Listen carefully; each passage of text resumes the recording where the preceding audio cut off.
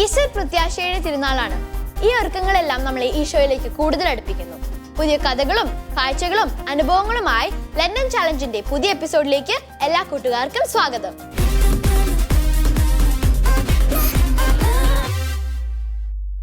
നമ്മൾ എല്ലാ ദിവസവും ഓരോ സെയിന്റിനെ പരിചയപ്പെടുന്നുണ്ട്. ഇന്നത്തെ സെയിന്റിനെ പരിചയപ്പെടുത്താൻ ആലിസ് ആന്റി അവിടെ കാത്തിരിക്കുക. നമുക്ക് സെയിൻസ് കോർണറിലേക്ക് മൂവ് ചെയ്യാം.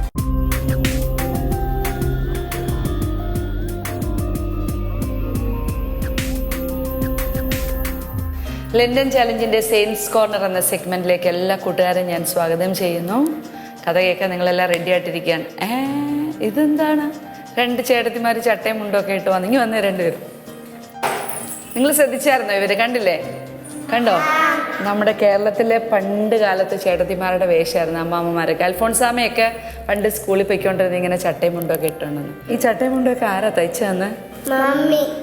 സൂപ്പറായിട്ടുണ്ട് കേട്ടോ. ഗുഡ്. ചെല്ലേ, നിങ്ങൾക്ക് തോന്നുന്നുണ്ടോ ചട്ടയും മുണ്ടൊക്കെ കൊടുക്കാൻ തോന്നുന്നുണ്ടോ? ഇവിടെ ഒരു അപ്പാപ്പൻ കണ്ടില്ലേ മുണ്ടൊക്കെ കൊടുത്തു വന്നിരിപ്പുണ്ട്. കൊള്ളാം, നല്ല രസമുണ്ട്. അപ്പം നമ്മൾ ഇന്ന് കേൾക്കാൻ പോകുന്നത് വിശുദ്ധ സ്റ്റെനിസ്ലാവോസ് കോസ്ക എന്ന് പറയുന്ന ഒരു വിശുദ്ധനെ കുറിച്ചാണ്. കേട്ടിട്ടുണ്ടോ നിങ്ങൾ? സ്റ്റെനിസ്ലാവോസ് ഈശോ സഭ എന്ന് കേട്ടിട്ടുണ്ടോ? നമ്മുടെ ഇപ്പോഴത്തെ മാർപ്പാപ്പയുടെ കോൺഗ്രിഗേഷൻ. ഈശോ സഭ വൈദികനായിരുന്നു, കുഞ്ഞു വൈദികനായിരുന്നു. 18 വർഷമാണ് ആകെ ഭൂമിയിൽ ജീവിച്ചത്. 18ാമത്തെ വയസ്സിലാണ് മരിക്കുന്നത്. അപ്പോൾ സ്റ്റെനിസ്ലാവോസ് കോസ്ക ജനിച്ചത് പോളണ്ടിലാണ്. പോളണ്ടിലെ ഒരുപാട് പൈസയൊക്കെ ഉള്ളൊരു റിച്ച് ഫാമിലിയിലാണ് സ്റ്റെനിസ്ലാവോസ് ജനിച്ചത്. ഒരു ചേട്ടനുണ്ടായിരുന്നു. ചേട്ടൻ്റെ പേര് പോൾ എന്നായിരുന്നു. സ്റ്റെനിസ്ലാവോസിൻ്റെ സ്വഭാവമേ അല്ലായിരുന്നു ചേട്ടൻ ഭയങ്കര പിടിവാശിയും വഴക്കാളിയും ഒക്കെ ആയിരുന്നു. അപ്പോൾ ഇവർ ഒരു സ്കൂൾ വിദ്യാഭ്യാസം കഴിഞ്ഞ് ഹൈസ്കൂൾ പഠനത്തിലേക്കായ സമയത്ത് അവിടെ നിന്ന് കുറച്ച് അകലെയുള്ളൊരു സ്ഥലത്തേക്ക് ഇവരെ പഠിക്കാനായിട്ട് കൊണ്ടാക്കുകയാണ്. വിയന്ന എന്ന് പറഞ്ഞൊരു സ്ഥലത്തേക്ക് പോവാണ്. അപ്പം അന്ന് ഇവർ പഠിക്കാൻ കൂടെ വിടുമ്പോൾ ഇവരെ പഠിപ്പിക്കാനുള്ള ട്യൂട്ടർമാരെയൊക്കെ അറേഞ്ച് ചെയ്ത് അങ്ങനെ ഇവർ വീട് വിട്ട് പോവുകയാണ് വിയന്നയിലേക്ക്. വിയന്നയിൽ ചെന്ന് കഴിഞ്ഞും ഈ സ്റ്റെനിസ്ലാവോസിന് ഒരു പ്രത്യേകത എന്ന് പറഞ്ഞാൽ പ്രാർത്ഥിക്കാനും പള്ളിയിൽ പോകാനൊക്കെ വലിയ ഇഷ്ടമാണ്. അപ്പോൾ പുതിയ സ്ഥലത്ത് ചെന്ന് കഴിഞ്ഞിട്ടും കുർബാനയ്ക്ക് പോകാനായിട്ട് രാവിലെ തന്നെ തയ്യാറെടുക്കുമ്പോൾ ഈ ചേട്ടൻ വിളിക്കുന്നുണ്ട്. ചേട്ടൻ എഴുന്നേക്കത്തില്ല. ചേട്ടനാണെങ്കിൽ കിടന്ന് ഉറങ്ങുവാണ്. അപ്പോൾ പറയും, ചേട്ടാ എഴുന്നേക്ക്, നമുക്ക് കുർബാനയ്ക്ക് പോകണ്ടേ എന്നൊക്കെ പറഞ്ഞ് ചേട്ടനെ വിളിച്ചുണർത്തി. പക്ഷേ ചേട്ടൻ എഴുന്നേക്കത്തില്ല. ചേട്ടന് ദേഷ്യം വരും, ഞാൻ വരുന്നില്ല എന്നൊക്കെ പറഞ്ഞിട്ട്. അപ്പോൾ ഇങ്ങനെ ദിവസങ്ങൾ കഴിയും തോറും ചേട്ടൻ പതിയെ കൂട്ടുകാരുമൊക്കെ ആയിട്ട് കറക്കം തുടങ്ങി. ഇവനെന്തെങ്കിലും എതിർത്ത് പറഞ്ഞ് ഇവനെ ഉപദ്രവിക്കാൻ തുടങ്ങി, ചാട്ടം കൊണ്ടടിക്കാൻ തുടങ്ങി. അങ്ങനെ വല്ലാണ്ടൊരു ഒത്തിരി മാനസിക വിഷമങ്ങളിലൂടെ സ്റ്റെനിസ്ലാവോസ് കടന്നുപോയി. അങ്ങനെ ഇന്ന് പ്രാർത്ഥിക്കുമ്പം മാതാവിനോട് പ്രാർത്ഥിച്ച് കിടന്ന രാത്രിയിൽ മാതാവ് ഒരു ദർശനത്തിൽ വന്നിട്ട് പറഞ്ഞു, നീ ഈശോ സഭയിൽ ചേരണം എന്ന് പറഞ്ഞു. അതിന് മുമ്പ് അതിൻ്റെ കുറേ ദിവസങ്ങൾക്ക് മുമ്പ് ഒരു സംഭവം ഉണ്ടായി. സ്റ്റെനിസ്ലാവോസിന് പനി കൂടിയിട്ട് അങ്ങ് ഇടയ്ക്കിടയ്ക്ക് ബോധം പോകുന്നുണ്ട്. അപ്പോൾ സ്റ്റെനിസ്ലാവോസിനൊരു ഭയങ്കര ആഗ്രഹം വന്ന് കുമ്പസാരിക്കണം. അപ്പം ആ താമസിക്കുന്ന വീട്ടിലെ ഉടമസ്ഥനോട് പറഞ്ഞു, എനിക്കൊന്ന് കുമ്പസാരിക്കണം, ഒരു വൈദികനെ. അപ്പോൾ അദ്ദേഹത്തിന് ദൈവവിശ്വാസമില്ല. അങ്ങനെ വൈദികരൊന്നും എൻ്റെ വീട്ടിൽ വരണ്ട എന്ന് പറഞ്ഞ് കുമ്പസാരം കൊടുക്കാൻ സമ്മതിച്ചില്ല. പക്ഷേ അന്ന് രാത്രിയിൽ മാതാവ് വന്ന് സ്റ്റെനിസ്ലാവോസിനെ സുഖപ്പെടുത്തി. അത് കഴിഞ്ഞ് ഒരാഴ്ച കഴിഞ്ഞപ്പോൾ വീണ്ടും ഒരു സ്വപ്നത്തിൽ മാതാവ് വന്നിട്ട് പറഞ്ഞു, നീ ഈശോ സഭയിൽ ചേരണം, ആ ഒരു കോൺഗ്രിഗേഷനിൽ ചേരണം എന്ന് പറയും. അപ്പോൾ സ്റ്റെനിസ്ലാവോസ് മനസ്സുകൊണ്ട് തീരുമാനം എടുക്കുകയാണ്, ഈശോ സഭയിൽ ചേരണം. അങ്ങനെ ചേട്ടൻ്റെ ഉപദ്രവം ഒരു വശത്ത് അങ്ങനെ ഒരു ദിവസം അവിടം വിട്ടു പോവുകയാണ്. ജർമ്മനിയിൽ ആണ് ഈശോ സഭയുടെ ആശ്രമമുള്ളത്. ആ ആശ്രമത്തിലേക്ക് സ്റ്റെനിസ്ലാവോസ് ഒറ്റയ്ക്ക് യാത്ര പോവാം. അപ്പം നമുക്കറിയാം വലിയ പ്രായമൊന്നും ആയിട്ടില്ല, കൊച്ചുകുട്ടിയാണ്. പക്ഷേ അവൻ ഒരു ധൈര്യത്തിൽ അങ്ങ് പോവാണ്. യാത്ര പോയി കുറേ ദൂരം രാത്രിയായി കഴിഞ്ഞപ്പം അന്ന് അവന് ഭയങ്കര സങ്കടമുണ്ട്. എന്തെന്നറിയാവോ? കുർബാന സ്വീകരിക്കാൻ പറ്റിയില്ല. അങ്ങനെ ഭയങ്കര സങ്കടപ്പെട്ട് ഇവൻ യാത്ര പോകുമ്പം കുന്നിൻ്റെ മുകളിൽ ഒരു കുഞ്ഞു പള്ളി കാണും. അപ്പോൾ അവിടെ ചെന്ന് കുറച്ച് സമയം വിശ്രമിക്കാൻ. പള്ളി അടച്ചിട്ടിരിക്കുക, അവിടെ ഒന്നും ആരുമില്ല. ആ പള്ളിയുടെ വരാന്തയിൽ ഇങ്ങനെ ഇരുന്നിട്ട് പറഞ്ഞു, ഈശോയെ, ഞാൻ ഇന്ന് നിന്നെ സ്വീകരിച്ചില്ല, എനിക്ക് ഭയങ്കര സങ്കടം വരുന്നു ഈശോയെ എന്ന് പറയും. അങ്ങനെ അവൻ അവിടെ നിന്ന് പ്രാർത്ഥിച്ചു. കുറച്ച് കഴിഞ്ഞപ്പോൾ ഒരു മലാഖ ദിവ്യകാരുണ്യമായിട്ട് വന്നു. സ്റ്റെനിസ്ലാവോസിൻ്റെ നാവിൽ ദിവ്യകാരുണ്യം വെച്ചു കൊടുത്തു. അപ്പോൾ അത്രയും ഈശോയോട് ചേർന്ന് ജീവിച്ച ഒരു പുണ്യാത്മാവായിരുന്നു. അത് കഴിഞ്ഞ് ജർമ്മനിയിൽ യാത്രയെല്ലാം ചെയ്ത് ജർമ്മനിയിലെത്തി ഈശോ സഭയിൽ ചേർന്ന് കഴിയുമ്പോൾ അവിടെ ഉള്ളവർക്കെല്ലാം ഭയങ്കര ഇഷ്ടമായിരുന്നു. എല്ലാ ജോലിയും ഭയങ്കര ഉത്സാഹത്തോടെ ഓടി നടന്ന് ചെയ്യും. ചെടി നനയ്ക്കാൻ പറഞ്ഞാൽ അത് ചെയ്യും, അവിടെ എല്ലാം ഒതുക്കി വെക്കാൻ പറഞ്ഞാൽ അത് ചെയ്യും. പള്ളിയിലാണെങ്കിൽ എല്ലാവരെക്കാളും നേരത്തെ ചാപ്പലിൽ ചെന്നിരുന്ന് പ്രാർത്ഥിക്കും. അങ്ങനെ എല്ലാവർക്കും ഒത്തിരി ഇഷ്ടമുള്ളൊരു കുട്ടിയായ ഒരു സെമിനാരിയനായിട്ടാണ് അവിടെ ജീവിച്ചിരുന്നത്. അവസാനം മരിക്കുന്ന സമയമായി കഴിഞ്ഞപ്പോഴത്തേക്ക് ഏറ്റവും അടുത്തൊരു കൂട്ടുകാരനുണ്ടായിരുന്നു. അപ്പോൾ സ്റ്റെനിസ്ലാവോസ് പറയും, അടുത്ത പ്രാവശ്യത്തെ സ്വർഗാരോപണ തിരുനാളിന് ഞാൻ ഉണ്ടാവില്ല, ഞാൻ മരിച്ചു, മുൻകൂട്ടി എല്ലാം കാണുമായിരുന്നു. അങ്ങനെ മരിക്കുന്നതിൻ്റെ തലേന്ന് രാത്രി കൂട്ടുകാരനോട് പറയും, എന്നെ ഈ ബെഡിൽ നിന്നും എടുത്ത് നിലത്ത് കിടത്താവോ എന്ന് ചോദിക്കും. അപ്പോൾ കൂട്ടുകാരൻ പറയും, എന്താ നിനക്ക് ദേഹം വേദനിക്കില്ല? അന്നേരം പറഞ്ഞു, ഈശോ എന്തോരം പരിപരുത്ത കുരിശിലാണ് കിടന്നത്, എനിക്ക് ഈ മെത്തയിൽ കിടക്കേണ്ടെന്ന് പറയും. അങ്ങനെ നിലത്ത് കിടന്ന് അങ്ങനെയാണ് സ്റ്റെനിസ്ലാവോസ് മരിക്കുന്നത്. അപ്പോൾ ഒന്ന് ആലോചിച്ച് നോക്കേ, ജീവിതത്തിൻ്റെ എല്ലാ സാഹചര്യങ്ങളില്ലേ, ഈ ഒരു ദൈവത്തിന് നമ്മളെ ഓരോരുത്തരെയും കുറിച്ചൊരു പ്ലാനുണ്ട്, ഒരു വിളിയുണ്ട് ഇല്ലേ, നമ്മൾ എന്നതായി തീരണം എന്നുള്ളത്. അപ്പോൾ അത് ശരിക്കും തിരിച്ചറിഞ്ഞ് അതിലേക്ക് നമ്മൾ ഭൂമിയിൽ എത്ര കൊല്ലം ജീവിച്ചിരിക്കുന്നു എന്നുള്ളതല്ല, ഈശോ തരിഞ്ഞ കുറച്ച് സമയമാണെങ്കിലും അത് ഈശോയെ സ്നേഹിച്ച് എല്ലാവരെയും സ്നേഹിച്ച് നന്മ ചെയ്ത് നമ്മൾ മുമ്പോട്ട് പോകാനായിട്ട് സാധിക്കണം അല്ലേ. അങ്ങനെയാണെങ്കിൽ നമ്മളിന്ന് എങ്ങനത്തെ കൂട്ടുകാർക്ക് വേണ്ടിയിട്ടാണ് പ്രാർത്ഥിക്കുന്നത്? ഈ വീട്ടിൽ അടി കൂടുന്ന കൂട്ടുകാർ, സഹോദരങ്ങളില്ലേ അല്ലേ, ചേട്ടനും അനിയനും തമ്മിൽ. അപ്പം സ്റ്റെനിസ്ലാവോസ് എല്ലാം വിട്ടുകൊടുത്ത് ക്ഷമിക്കുമായിരുന്നു, പക്ഷെ പോൾ അങ്ങനെയല്ലായിരുന്നു. അപ്പം വീട്ടിൽ തല്ല് പിടിക്കുന്ന കുഞ്ഞുങ്ങളെ എല്ലാം ഒന്ന് ഓർക്കാം നമുക്ക് ഇല്ലേ. നിങ്ങൾ തല്ല് പിടിക്കാറുണ്ട്? ചെറുതായിട്ടൊക്കെ തല്ല് പിടിക്കാറുണ്ട് അല്ലേ. തല്ല് പിടിക്കുമ്പം ആരാ സങ്കടപ്പെടുന്നത്? ഈശോ സങ്കടപ്പെടും അല്ലേ. അപ്പം നമുക്കിന്ന് നിങ്ങൾ പറയണേ, ഈശോയെ ഞങ്ങളുടെ തല്ല് പിടിക്കുന്ന സ്വഭാവത്തെ ഞങ്ങൾ സമർപ്പിക്കുകയാണ്, ഞങ്ങളെ ഒന്ന് മാറ്റണേ എന്ന് പ്രാർത്ഥിക്കണം. ഒപ്പം തല്ല് പിടിക്കുന്ന എല്ലാ കൂട്ടുകാരെയും നമുക്ക് ഈശോയ്ക്ക് കൊടുക്കാം. അവർക്ക് വേണ്ടി നമുക്കിന്ന് പ്രാർത്ഥിക്കാം. വിശുദ്ധ സ്റ്റെനിസ്ലാവോസ് ഈ നിയോഗത്തിന് വേണ്ടി നമ്മളോട് ചേർന്ന് മാധ്യസ്ഥം വഹിക്കും.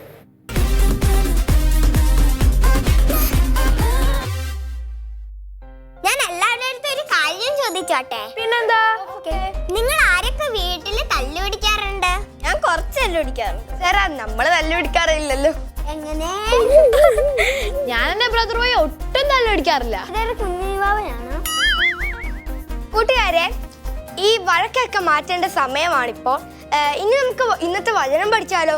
ഇന്നത്തെ വചനം ഇതാണ്: സഹോദരർ ഏക മനസ്സായി ഒരുമിച്ച് വസിക്കുന്നത് എത്ര വിശിഷ്ടവും സന്തോഷപ്രദവുമാണ്. സങ്കീർത്തനം 133:1. നമുക്ക് എല്ലാവർക്കും ഒന്നും കൂടി പറഞ്ഞാലോ? സഹോദരർ ഏക മനസ്സായി ഒരുമിച്ച് വസിക്കുന്നത് എത്ര വിശിഷ്ടവും സന്തോഷപ്രദവുമാണ്. സങ്കീർത്തനം 133:1. നിങ്ങൾ ഈ വചനം വേഗം പഠിക്കണേ, ഞങ്ങൾ പഠിച്ചു.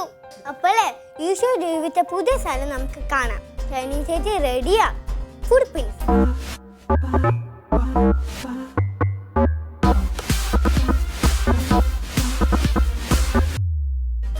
ഈശോയ്ക്ക് പ്രിയപ്പെട്ട എല്ലാ കുഞ്ഞുമക്കൾക്കും ഫുഡ് പ്രിൻസിലേക്ക് സ്വാഗതം. മക്കളെ, നമ്മുടെ യാത്ര തുടരുന്നു. ഇന്നലെ നമ്മൾ ഒരു മലയുടെ കാഴ്ച കണ്ടു. ആൻറ്റി പറഞ്ഞായിരുന്നു അടുത്ത ദിവസവും നമ്മൾ വേറൊരു മല കാണുമെന്നല്ലേ. ഇന്ന് നമ്മൾ കാണുന്നത് രൂപാന്തരീകരണ മലയാണ്, മൗണ്ട് ഓഫ് ട്രാൻസ്ഫിഗുറേഷൻ. ഈശോ ശിഷ്യന്മാരുടെ മുമ്പിൽ രൂപാന്തരീകരിക്കപ്പെട്ടു എന്ന് നമ്മൾ ബൈബിളിൽ വായിക്കുന്നുണ്ട്. ഈശോ അങ്ങനെ സുവിശേഷമൊക്കെ പ്രസംഗിച്ച് നടക്കുകയാണ്. ജനങ്ങളെല്ലാം തിങ്ങിക്കൂടുന്നു. എവിടെ നോക്കിയാലും ആൾക്കൂട്ടം ഈശോയെ കേൾക്കാനായിട്ട്. അങ്ങനെ ജനക്കൂട്ടത്തെ കണ്ടപ്പോൾ ഈശോയ്ക്ക് പ്രിയപ്പെട്ട 3 ശിഷ്യന്മാരെയും വിളിച്ചുകൊണ്ട് ഒരു മലമുകളിലേക്ക് പോയി. ആ പ്രദേശത്തെ ഏറ്റവും ഉയർന്ന മലയിലേക്ക് കൂട്ടിക്കൊണ്ടുപോയി എന്നാണ് നമ്മൾ ബൈബിളിൽ വായിക്കുന്നത്. അവിടെ വെച്ചാണ് ശിഷ്യന്മാർക്ക് മുമ്പിൽ ഈശോയ്ക്ക് രൂപാന്തരീകരണം സംഭവിച്ചത്.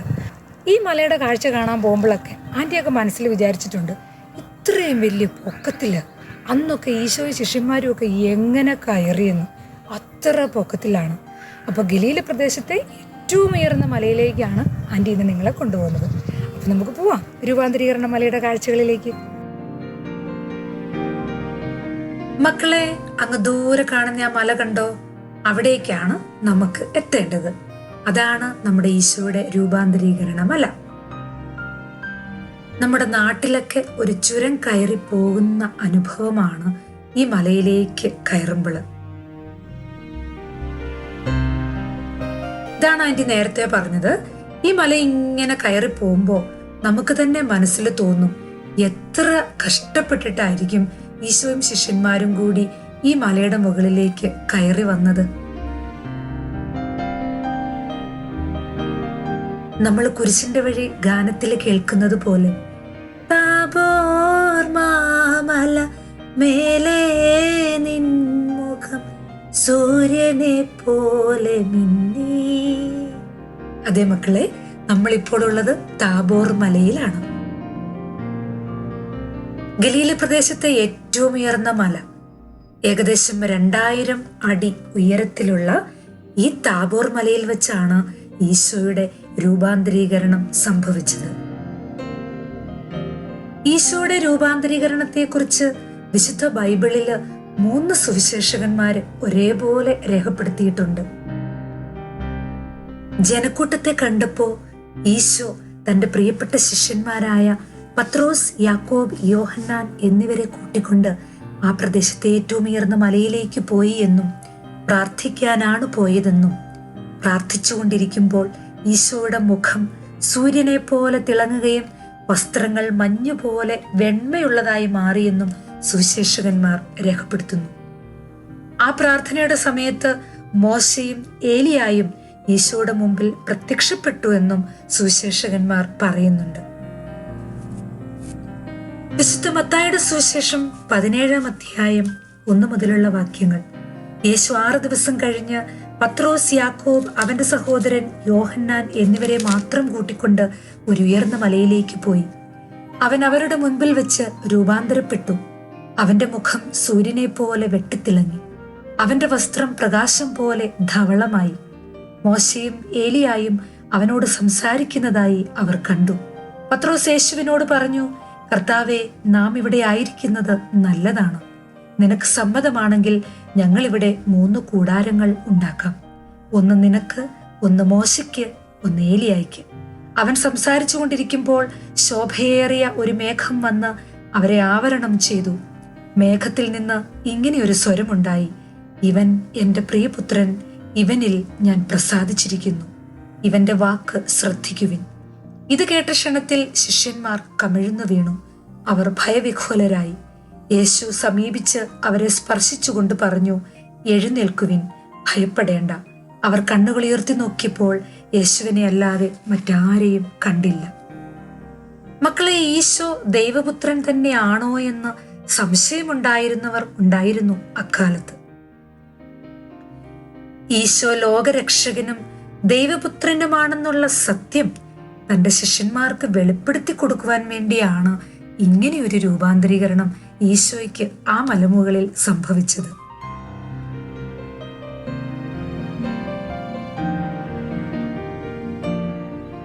വിശുദ്ധ നാട്ടിലെ പല ദേവാലയങ്ങളും നിർമ്മിച്ച അന്തോണിയോ ബർലൂച്ചി എന്ന ആർക്കിടെക്റ്റാണ് ഈ ദേവാലയത്തിന്റെ കരവിരുതിന് പിന്നിലും.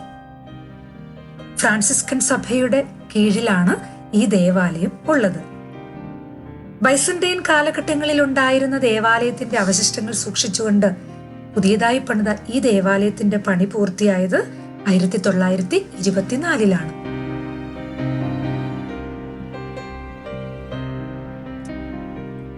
ഈ ദേവാലയത്തിന്റെ മുകൾ ഭാഗത്ത് നിന്ന് താഴേക്ക് നോക്കുമ്പോൾ താബോർ മലയുടെ താഴ്വാരങ്ങൾ കാണാൻ എന്തു ഭംഗിയാന്ന് നോക്കിക്കേ.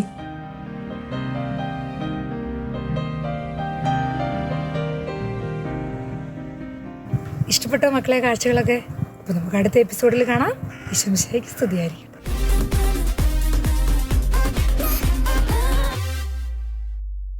ഫുട് പ്രിന്റ്സിന്റെ കാഴ്ചകളെല്ലാം നിങ്ങൾ എൻജോയ് ചെയ്തല്ലോ അല്ലേ കൂട്ടുകാരെ? നമ്മുടെ ഗസ്റ്റിൽ നിന്നും കിട്ടുന്ന എക്സ്പീരിയൻസസ് എല്ലാം ഇൻസ്പയറിംഗ് ആണ്. അതൊക്കെ നമ്മുടെ ലൈഫിലും പ്രാക്ടീസ് ചെയ്യാൻ ശ്രമിക്കണം. ഇന്നത്തെ നമ്മുടെ ഗസ്റ്റ് ആണ് അഞ്ജന ചേച്ചി. വെൽക്കം അഞ്ജന ചേച്ചി.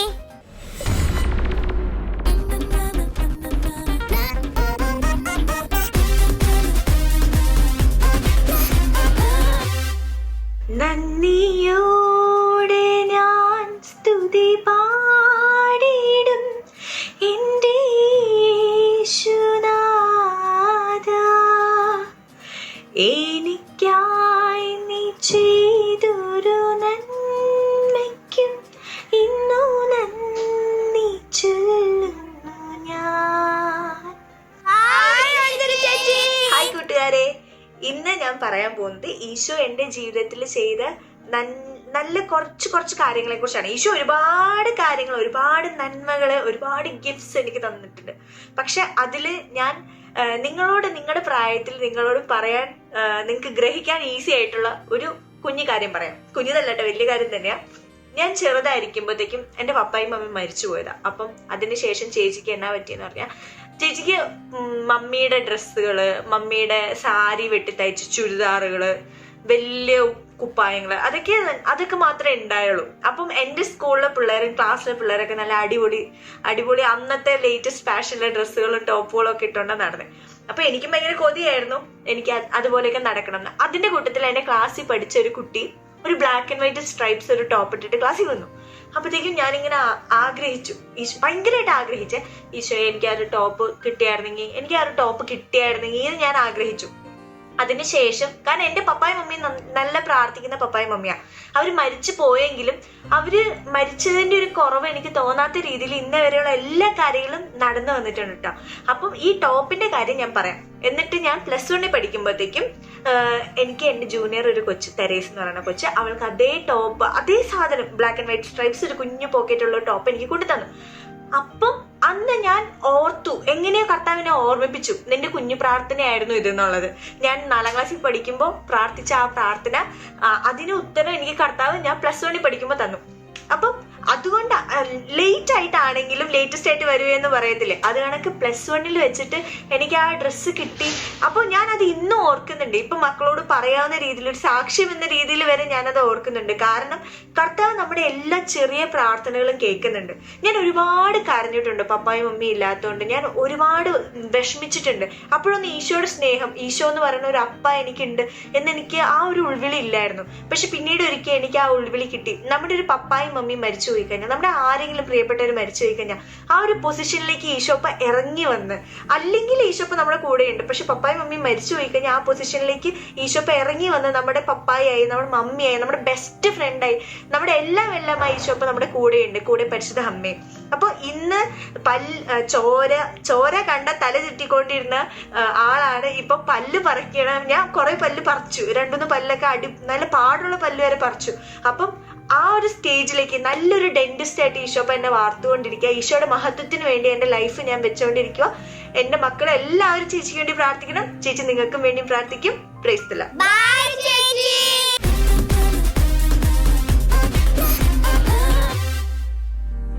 ഹലോ ഫ്രണ്ട്സ്, നമുക്കിനി ഇന്നലത്തെ ചലഞ്ച് കാണാം.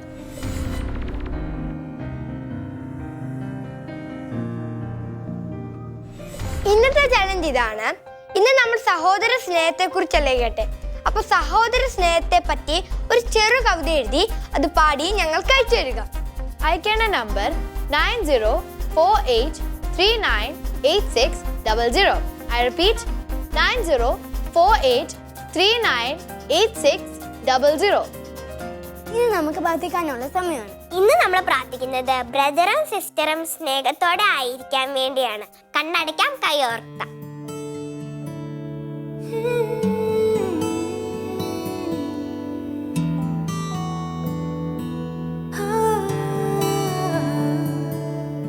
Sweetheart of Jesus, that burns with love for me,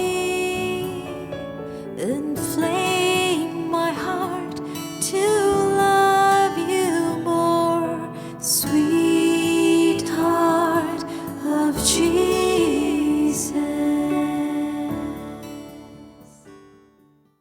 ഈ എപ്പിസോഡ് ഇവിടെ വൈൻഡപ്പ് ചെയ്യാനുള്ള സമയമായി. പുതിയ കാഴ്ചകളും കഥകളുമായി വീണ്ടും കാണാം. ഏവർക്കും നന്മകൾ നേരുന്നു.